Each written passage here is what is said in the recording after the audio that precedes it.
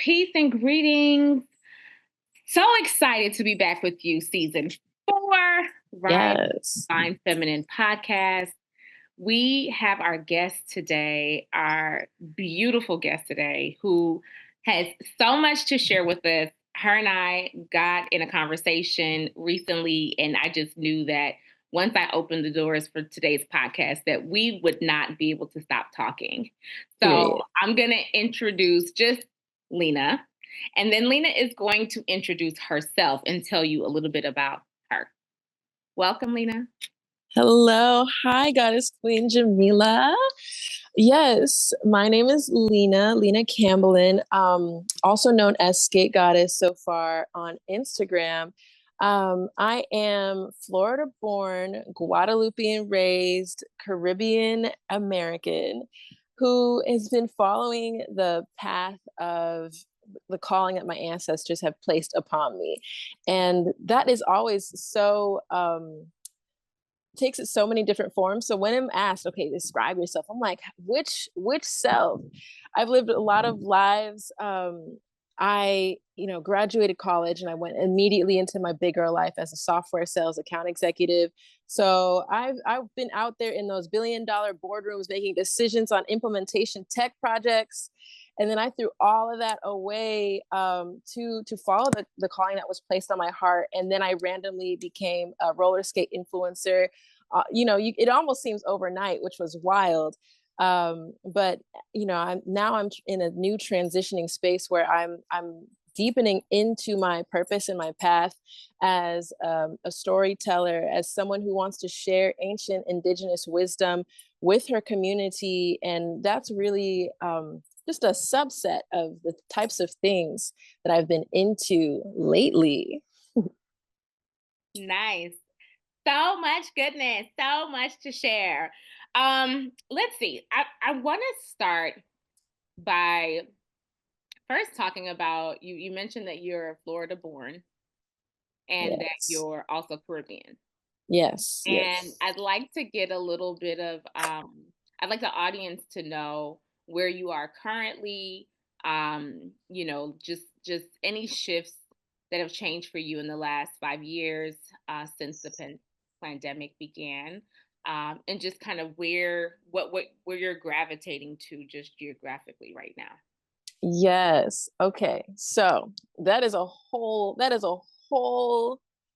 novel, honestly. I was gonna say chapter, but it ain't a chapter. It's been multiple chapters since 2020. I can't even,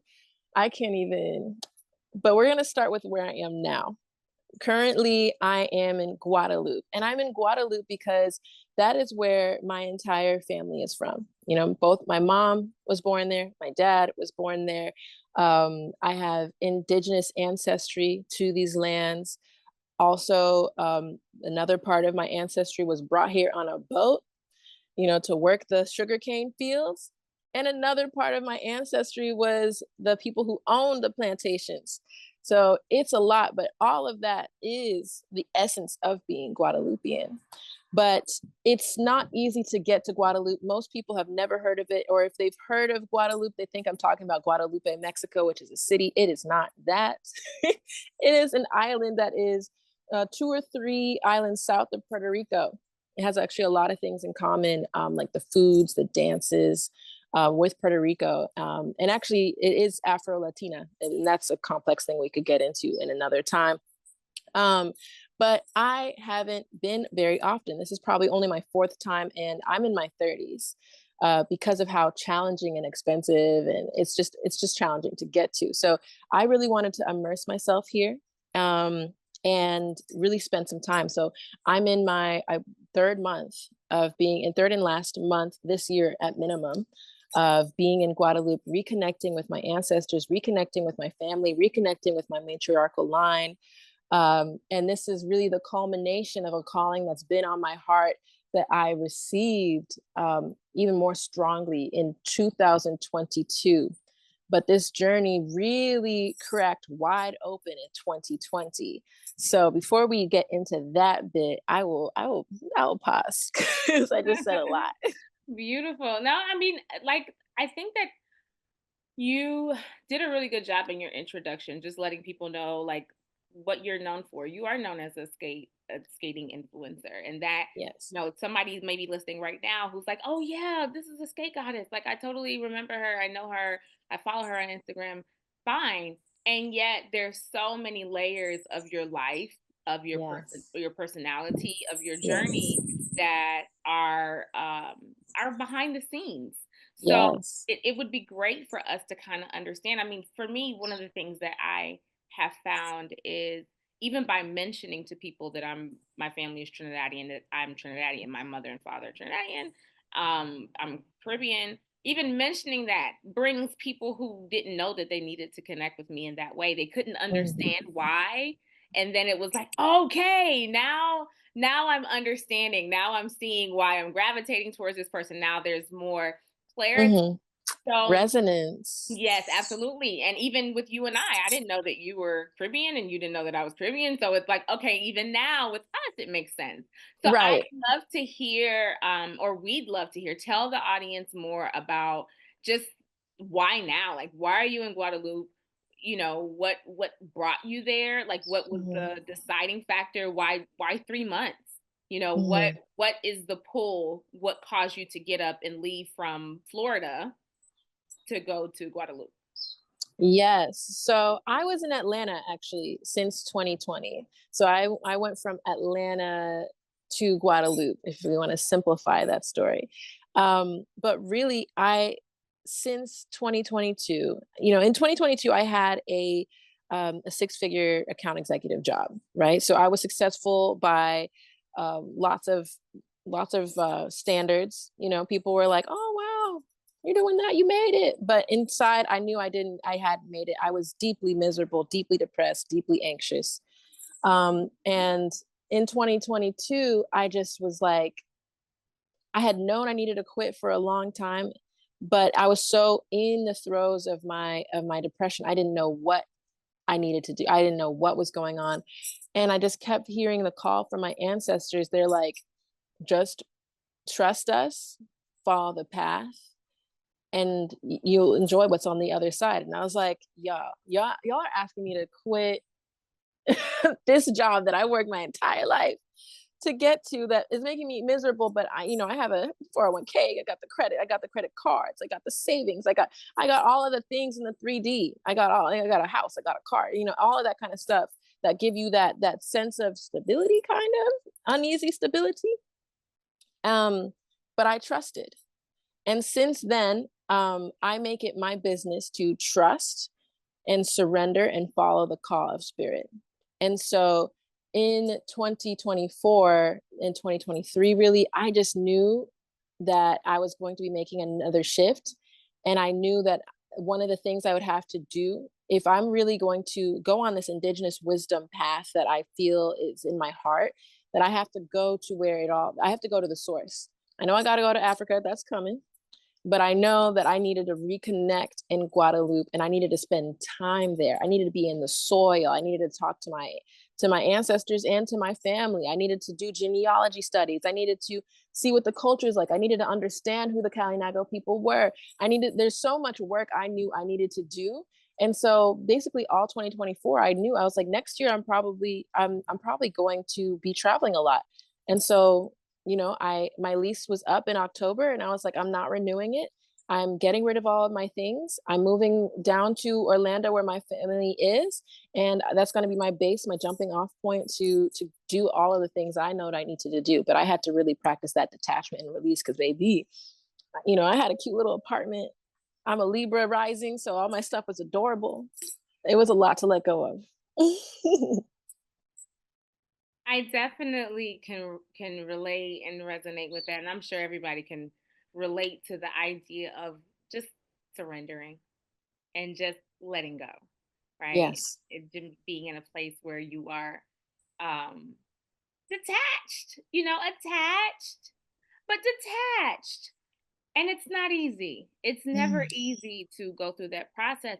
What do you think really assured you or helped you to I'm sure you had doubts. So when the doubts did come, what assured you? What kept you clear? What kept you from saying, "Nah, Mm. let me stay where I'm at." What was it that pushed you and kept you?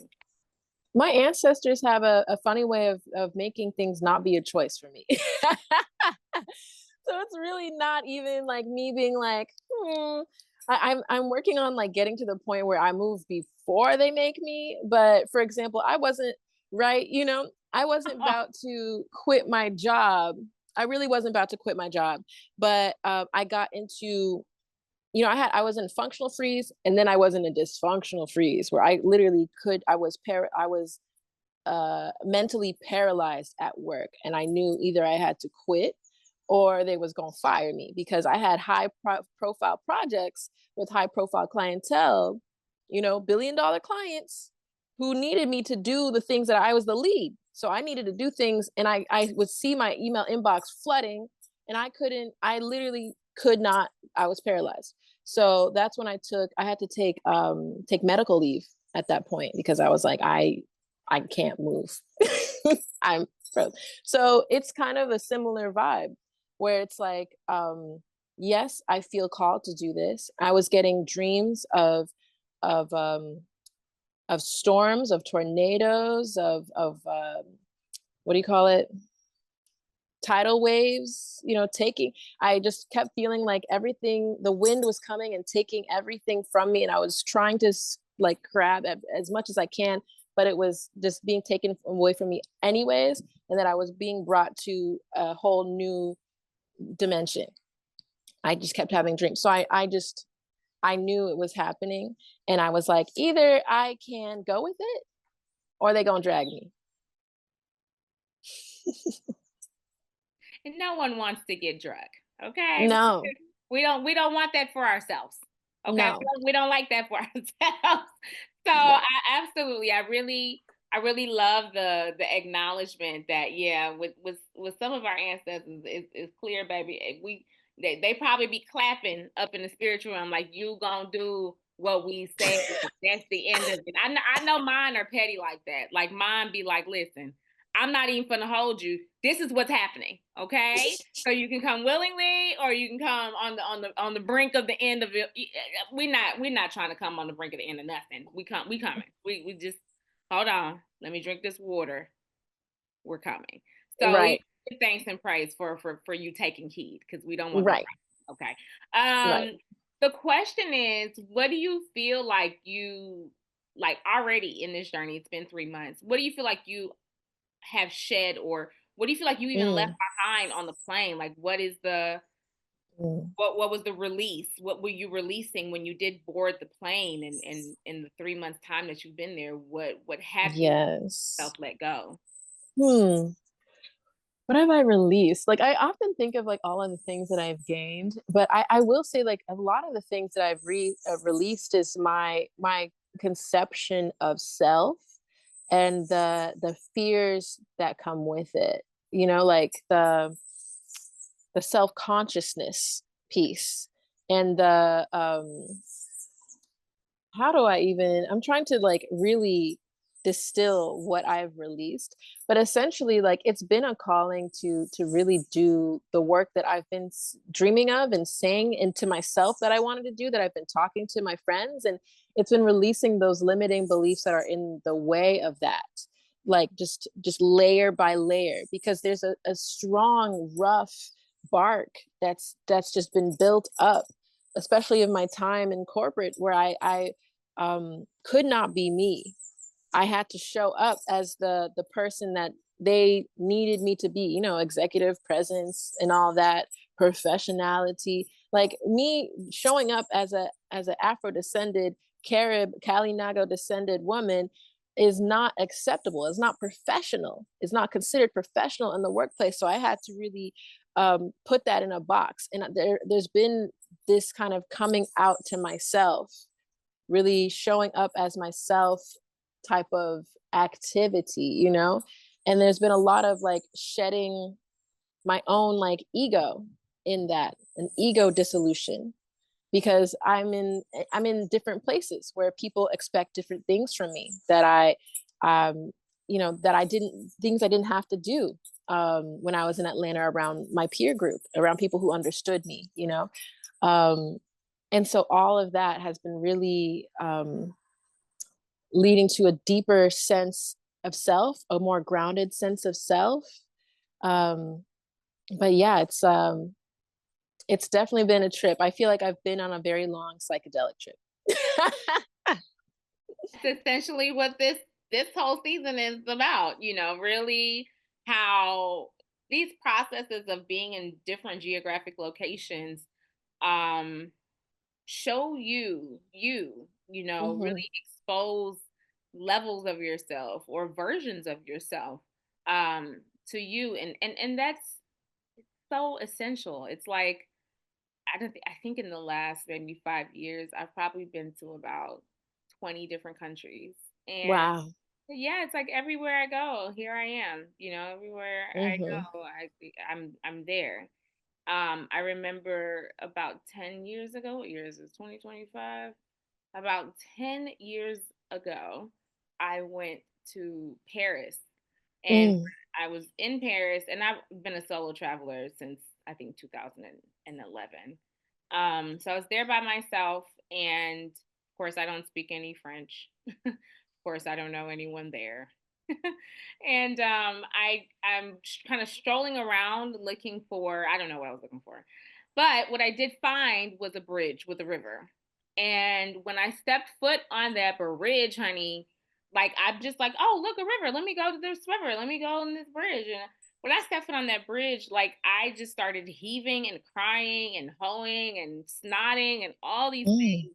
And it just felt like, oh my God, I've been to this bridge before. I've been to this bridge mm, before. Like this area is not new to me. I am returning back to some part of myself that I left in Paris circa, the 1800s. I don't know.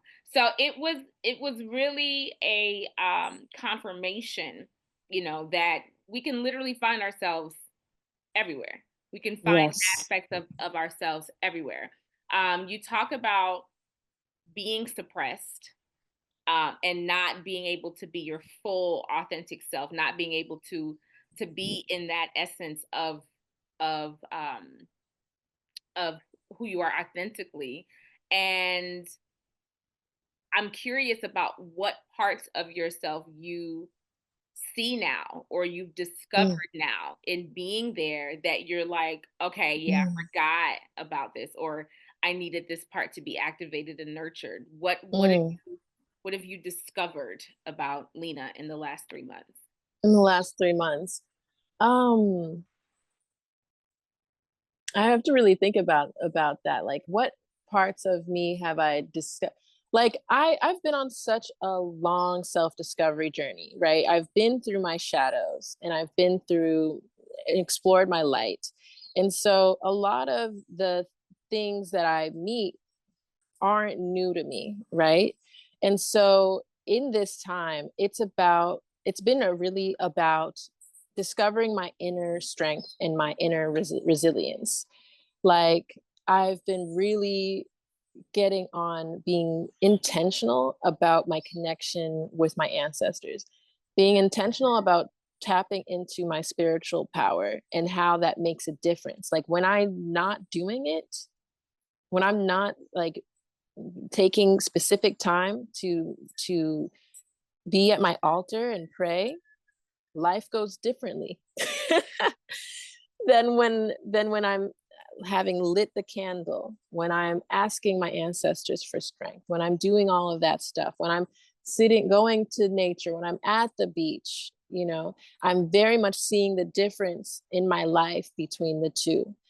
I'm also, working through a lot of matriarchal DNA, matriarchal trauma in my family line on my mother's side. And so that's really asking me to go deeper into letting go of my own ego and diving deeper into my own strength of how do I show up when I don't feel like I'm being shown up for example. How do I show up when I don't feel like things are going in the way that I would prefer? How do I show up when things are rocky? And so for me, it's really been a lot of interpersonal relations, because there is so much trauma in our families. You know, we've been through so much stuff as a people that sometimes in some families, those patterns persist. And if I'm someone who really speaks about decolonial narratives, and I'm someone who's talking about epigenetic trauma and wanting to heal that, it's really starts at the home. And that's been a lot of the work that I've been focusing on, moving through, learning about, and embodying. Yeah. Talk to us a little bit about that, because I'm sure there are people right now, there's sisters who are listening, and you're using some terminology that they're like, I don't know what that is. Mm, I'm mhm. not familiar with those concepts. Talk to us a little bit about what you've been studying or what you've been learning about, and really what you'd like to share with someone who's never heard of these concepts of maybe the trauma that you speak of, and working through a matrilineal lineage. Yes. Whoa. So I'm like downloading all of the ideas. Come on now, let it rain, honey. Right, right.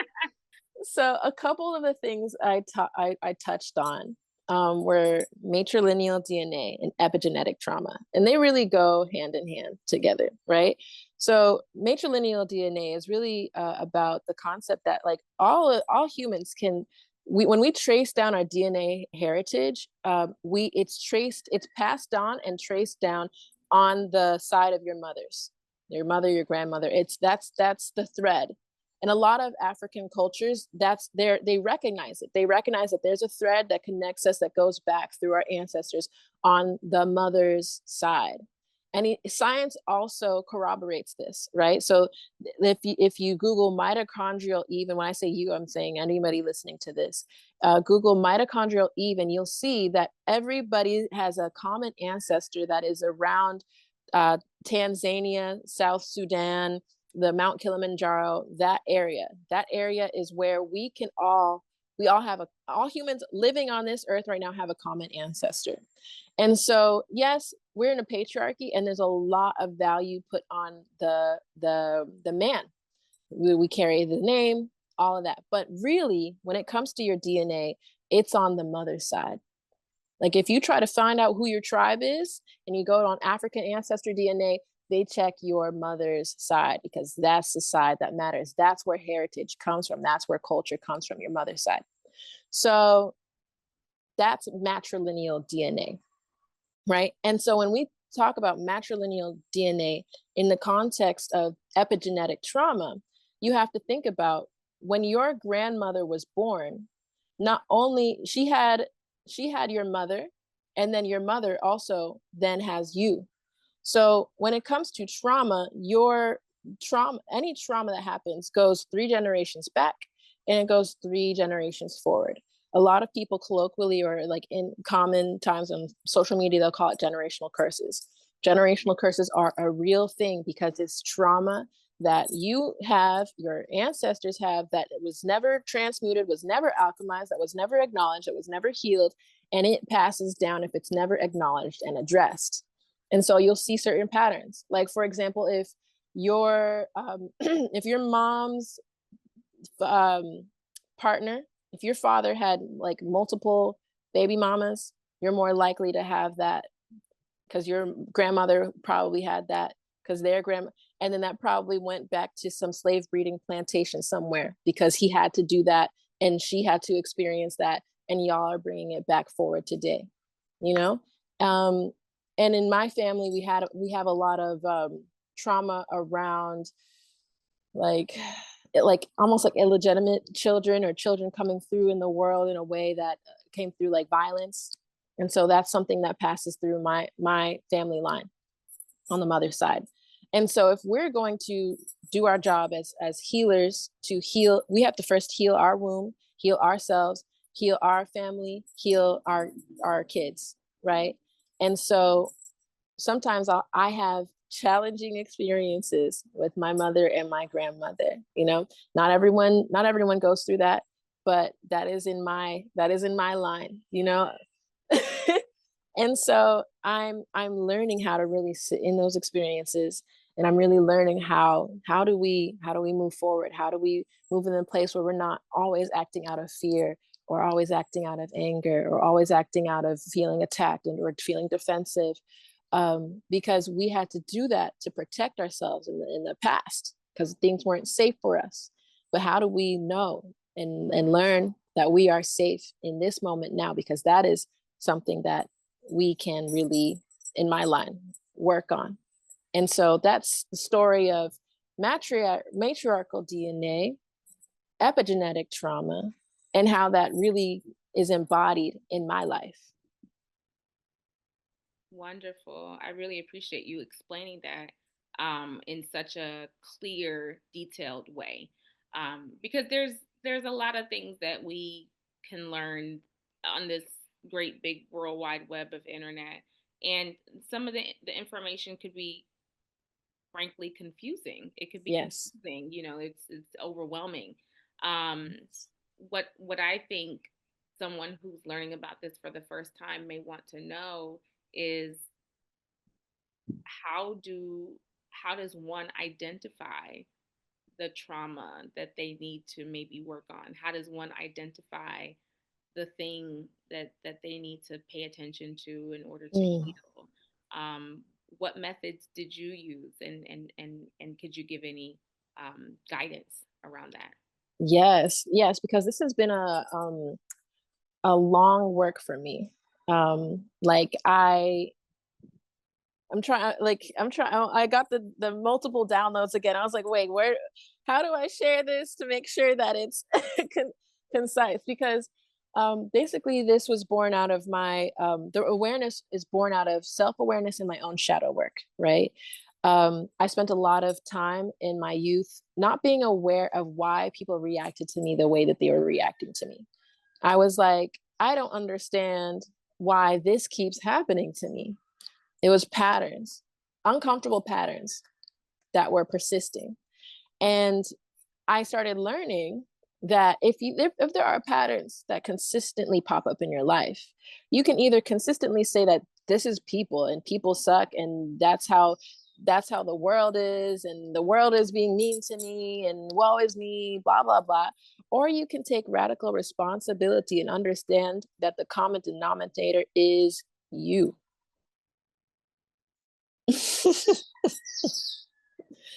And so, For the people in the back.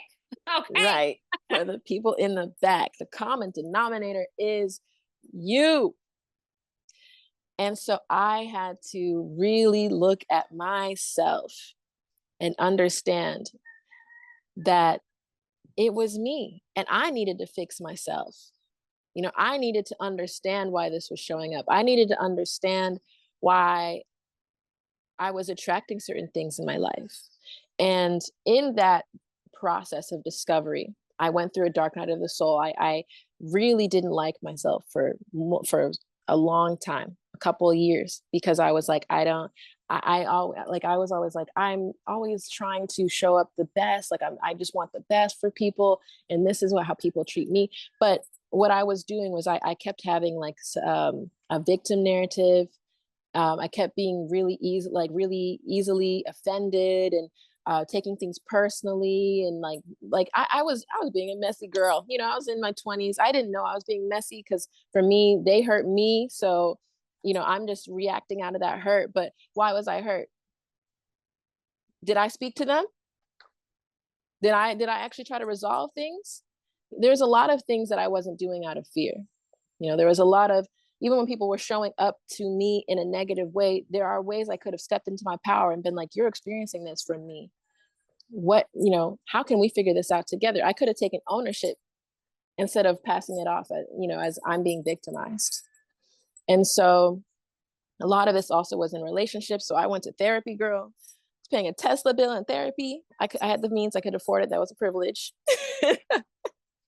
I did EMDR, and I learned that I just wasn't feeling safe. And when I wasn't feeling safe, I would lash out. And so we did a lot of underlying what was the limiting beliefs in my life that was causing me to create narratives and stories that continued to repeat. And as I explored those narratives, challenged those narratives, and gave myself what I needed to resolve the narratives, my life drastically changed. I don't have those problems no more. And that's how I knew what traumas were in my family, because that's where I learned it. Got it. And that makes perfect sense. You were essentially demonstrating habits or behaviors based off of thoughts, and these thoughts came from a particular source. And okay, so ooh, sorry, girl, I just got bit by an ant. I'm outside in these Guadeloupean streets. sorry. Sorry. No worries. That ant was giving you a little bit of yes on behalf of the church. Okay. Yes. Period. That is what that was. So I want to kind of detour a little bit and kind of jump over to the roller skating goddess vibes. Yes. And explore that water a little bit, because honestly, sis, anybody who looks at your page, tell me your handle again. Right now it is skate_goddess, but it might change soon. And it's fine. We're gonna find you one way or another. But with your page, you bring a lot of the vibes in the movement, and a lot of freedom and play. There's just a lot of things to offer that is intentional. You're offering a particular energy to us, the ones who watch you, the ones who really enjoy your content. I'm curious, like, how does skating show up for you? What is your personal relationship with it? Is it a spiritual practice? Is it an ancestral practice? What it sounds like you've been on a really life oriented journey, a chaotic kind of come to where I am moment in the process of life. So what does skating represent for you in the midst of all of that? Yeah, skating is so healing. Skating has really been a healing modality, a healing tool for me.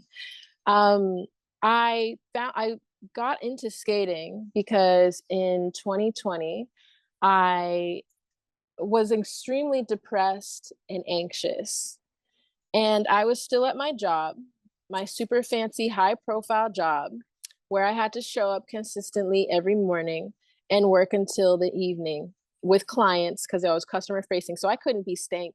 I had to constantly be on. But I was super depressed, super anxious, dealing with a lot of stuff, and I needed help. Now, I was like, I could either go the route of prescription medicine, or I could try everything in my power that we have as tools before that. And so when I would Google depression, anxiety, how to resolve, they would be like physical exercise. But I did not like the gym. I look like I like the gym. I don't like it in there. It smells funny. It's not cute. I'm a Libra rising. I don't like it. No judgment. Okay. I'm a gym girly, so no judgment. Yeah, and I think it's great that people like it. It just never was something for me. I never could get into it. I was like, if this is what I have to do, I don't know if I'm gonna be able to do it. So I was trying to find something that I could get out of bed for. And I was just like, oh, I'm in Atlanta. There was a trail behind my house. For people who are familiar with Atlanta, I lived on the Beltline. So I was just like, let me make use of this. And, I was like, oh, there's that retro thing people used to do in the 80s, roller skating. I did not know at the time that Atlanta was a roller skating capital. Yes, we is, honey. Yes, we are. The Golden Glides, the Cascades, okay, the ATL bounce, okay. And I had as someone whose parents are immigrants, I had never seen roll bounce. I had never seen ATL. I had never seen None of that. So I had no context, and I didn't even know people really went to the rinks like that. So I was gonna skate outside. I never saw anyone skate outside. I'm an Aquarius moon. I like to be an original. So I was like, "Ooh, I'm gonna be retro out in these streets and in like some like short shorts and like those tube socks. I'm gonna be cute. It's gonna be great." And so I started. I set that intention out there, and then spirit. Honestly, I got like a random thing from spirit, like you should skate, and I was like, okay. And then as soon as I obeyed that call, I saw someone roller skating outside out of my apartment, and I stopped her and I was like, "Where'd you get those skates? Where'd you learn how to skate?" And she basically hooked me up, and that's how I got into it. There was a huge roller skating outdoor community. Well, it wasn't huge at the time. It was 15 people in a parking lot learning how to skate, and so I did that. The pandemic blew roller skating up. That 15 people came 200 plus.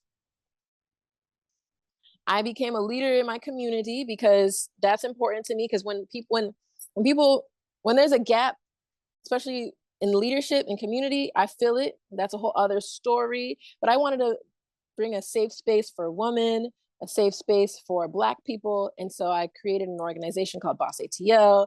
That had like 150 plus people strong. I was basically moving and grooving, and at the same time, I was healing myself through community. I was healing myself through movement. I was healing myself through expression because on my skates, I could be skate goddess because and that like was such so healing for me because at work I had to be boss Lina. I had to lead teams of people who were twice my age and really skeptical of listening to someone with my face, especially 5 years ago. This baby face was even more baby.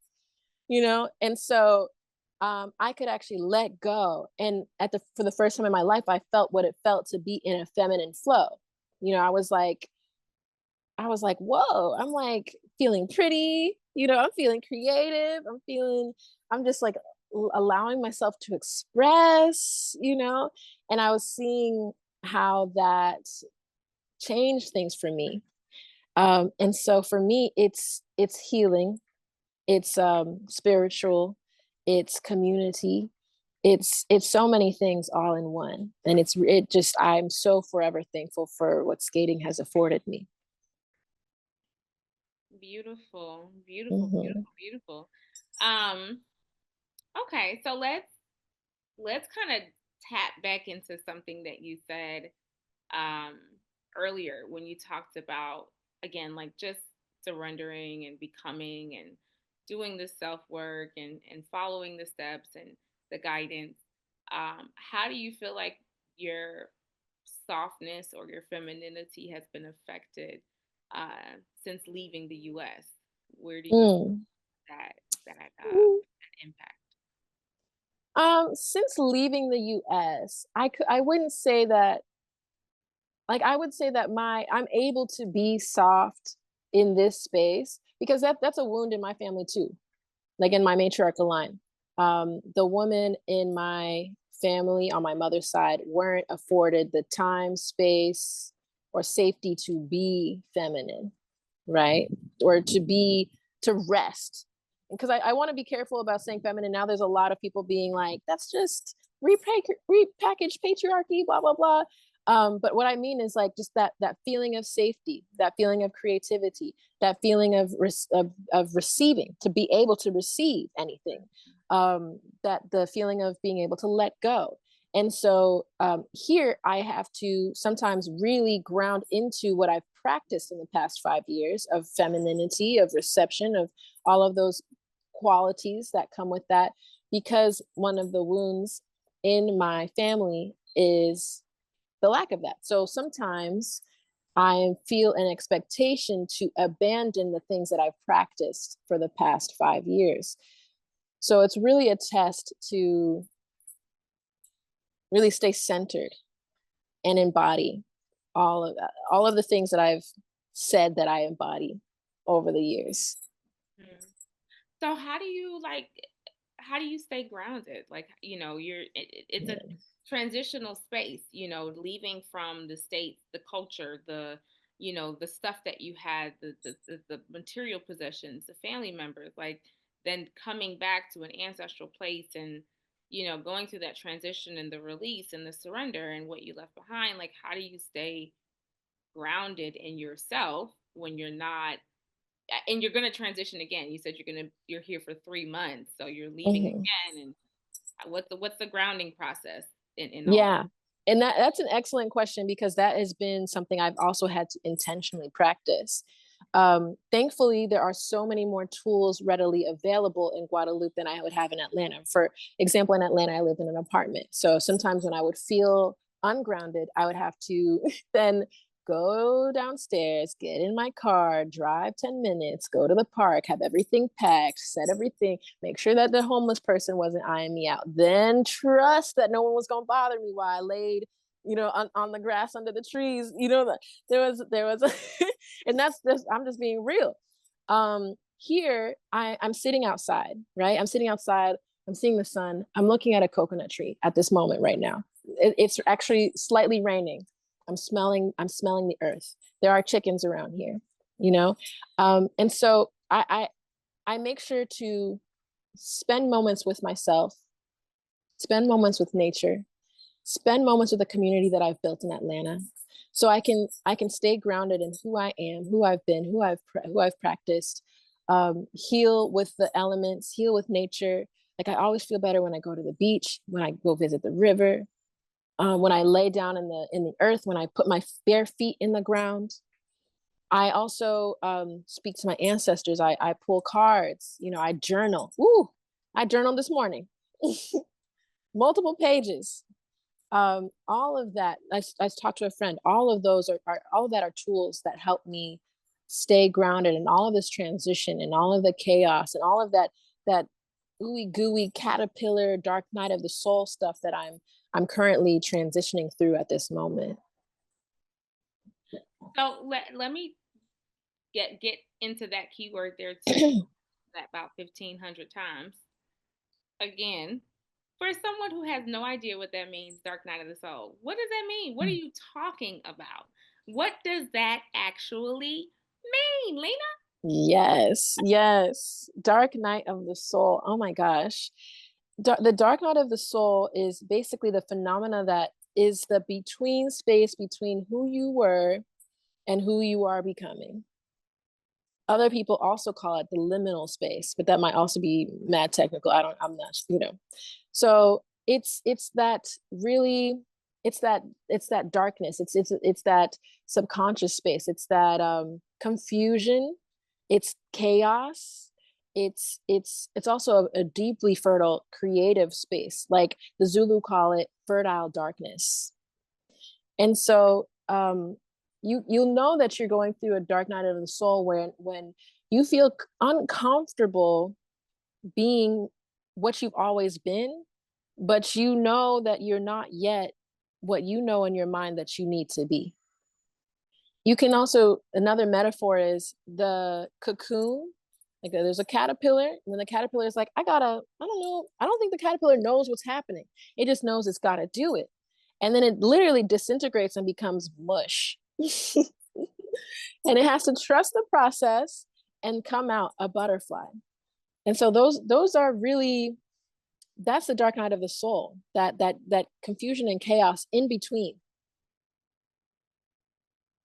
I think that's a really good way, a good comparison is using the caterpillar, because the caterpillar literally has to go into a cocoon of darkness in order to emerge into the light.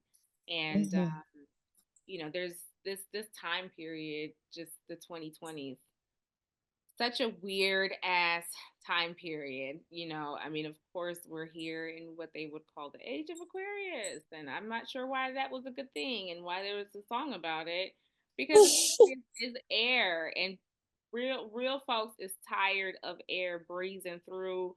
It's nothing to hold on to. It's not a tree. It's not the ground. Like it's very flaky. It could be a breeze. It could be a windstorm. There's just so much going on.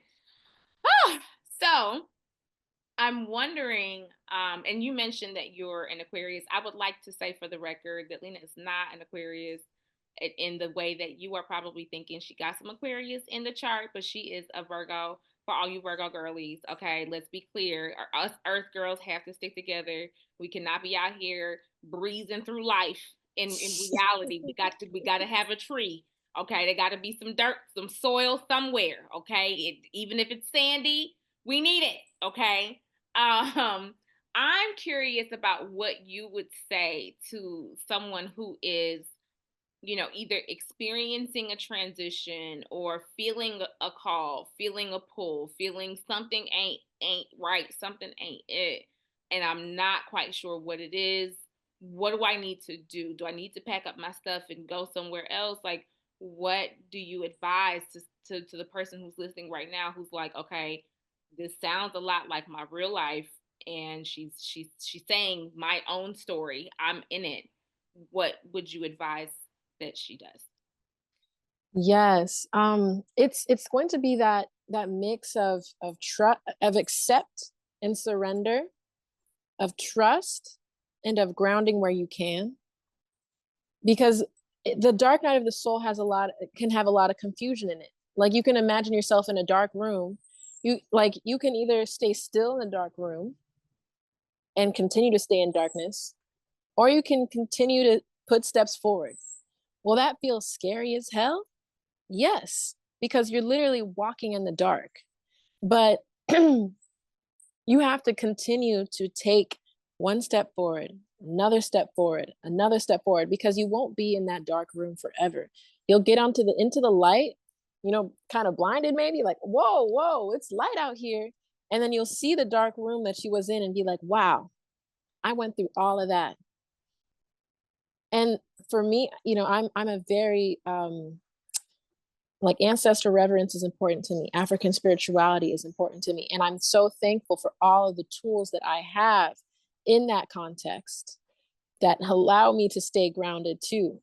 When I was in the more deeper throes, because I think I'm coming out of the dark night of the soul that I've been through, that chaos, that transition, I was doing tarot almost every day. And I was asking questions, gaining clarity. And they kept telling me, like, just trust it, sis. Just trust it. You're going through some change.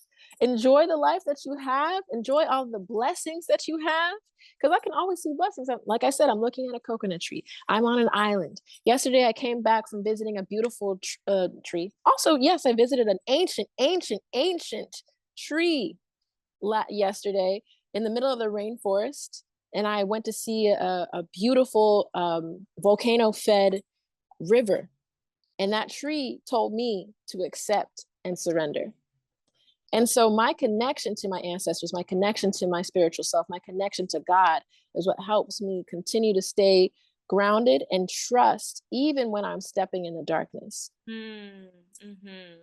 I'm curious about this ancestral connection. When you talk about that guidance and that trust, and thank you for that answer because I'm sure that was really, really helpful for the person who needs to hear it right now. I'm wondering about uh, this this journey. Your parents left Guadeloupe. I'm not sure when they left or what year it was, and I'm sure that they had to just kind of leave certain things there. That there were things Mm-hmm. that they sacrificed in leaving their home country and migrating to the U.S. Obviously, everybody is coming for a better life and trying to improve conditions for their offspring. What have you reclaimed since you came back? I've reclaimed my sense of self, really, like a deeper sense of self, of what it means to be a Guadeloupean, what it means to have African ancestry and Kalinago Carib ancestry and colonizer history. I understand more about, like, the different movements we make, some cultural references we have, like what's important to us, our values, because it can sometimes feel really disconnected and confusing being a Black person in America, but not acting like the other Black people in America. And they're asking me, why you not acting like us? And I'm like, I don't know, but I wasn't, that's not who anybody in my family is, but I can't explain to you why I'm how I am. A lot of people can sometimes interpret that of me just being the colonizer, me trying to be someone who I'm not. But I'm like, I'm not trying to be someone who I'm not. I am this. I just don't know how to explain it to you. But since I've been here, there's like tiny little codes that I'm picking up that I feel where I'm getting reintegrated. Like I'm taking a guoca class, which is our Guadeloupean traditional dance. Like the dance that I just learned this past Tuesday was the picking of sugar canes. It's basically this woman, she has a long dress and her machete, and she's walking through the fields, and then she gets to work cutting the sugar cane. And these are things that are integral to my history that I didn't have anything, and I didn't have any context for when I grew up in the States, was around other people who were more American, African American. So I forgot what your question was, but that's what I've gained since I've been in Guadeloupe.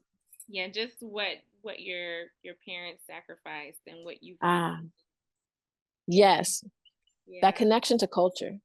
Absolutely. Absolutely. So I want to kind of bring our conversation to a close. And I'd like to do that by asking you to speak freely, and if there was a message that you could offer, to the thousands of women who are listening right now. Yes. Our This Rise of the Divine Feminine podcast has been in existence, I think, since 2019 or 2020. And it's always amazing to me when I look at the stats and see where people are who are accessing it, and where who the women are and where they're located and what the age group is. I'm always like, wow, okay, there's women in UK listening right now. Yes, the Women, diaspora. yeah, the diaspora is popping, and we're here. And this season is really, really special, because I get to speak with people who I have this shared experience with, of self discovery in other places, self discovery abroad, self discovery in ancestral lands, and etc. So I think I'm going to be pitching this question to everyone who comes on the podcast for this particular season, and just asking, if you were in an auditorium, if you were in a stadium, think of it like a Super Bowl stadium, and you're on the stage and you got the mic in hand, and there are hundreds of thousands of women who are in the audience, women of all age groups, but really diasporan women. We're speaking about diasporans because that's what this season is really about, tapping into our sisters. What would you say? What would you want that your message to be in that moment on that podium? Yes, yes. In this time of uncertainty, the thing that is certain is who we are. We can always go deeper into ourselves. And oftentimes they want us to forget who we are. But this is the time for us to remember. And the way to remember is to reconnect to source. That source can be God. That source can also mean the source of who you were born to be and who your ancestors were. So it's time to really get more in touch with your ancient cultures. Understand maybe what tribes that you originated from. Understand your genealogy, understand who birthed you. Because in the discovery of that, you'll find more discovery of self. You'll understand parts of yourself that you didn't understand, but they were carried through you for hundreds and thousands of years, and they are your birthright. And so in this age of Aquarius, where everything is a question, the best thing to question is who you are. Yes. Bloop, bloop, bloop, bloop, bloop, bloop. Fire! Period. I love it. I love it. I love it. Thank you so much. Zoom is asking me, are you playing music? No, I'm not. That's me. It is music. It's the music of our voices, baby. Okay. All up in my business, Zoom. Okay. So, thank you so much, Lina. It has been a wonderful pleasure to give my audience an opportunity to meet you and to get to know you in this little format. I think at a certain point, we're going to have another conversation on the podcast. Period. Still so many things that we can discussed on a deep dive, and so many really great things that you've brought to the forefront today.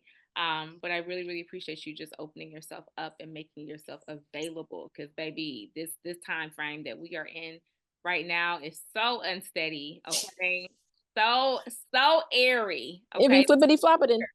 the air, the air. Okay, it's flowing, the breeze.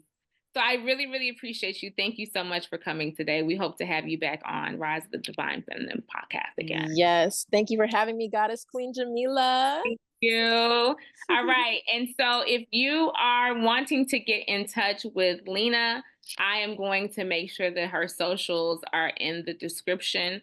So if you're listening and you've downloaded it, just return to the description of whatever platform you have downloaded this episode from, and you will be able to access her socials on any platform where she is available.